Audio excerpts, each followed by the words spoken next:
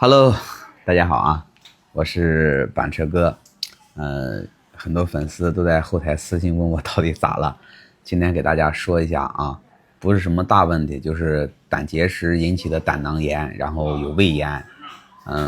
吊水呢，就是打吊针打了8、9天了，然后一直不是特别的理想。最后呢，医生找我谈话是说准备要动手术啊。那个评论区呢，还有人说，我要数辣啊，说一些不好听的话啊。但是我跟你说，这玩意儿它离命还挺远的啊，口下留点德啊，老咒别人对自己不好啊。还有感谢所有的这些粉丝朋友一直在就是说给我私信关心我，放心吧，这都是小事，离命远着呢啊，没事，感谢大家的支持啊。过几天等我养好了就回来给大家继续直播，然后最近几天可能这个段子的更新呢就没那么及时了啊，谢谢大家啊，朋友们啊，不好意思了，就这样啊。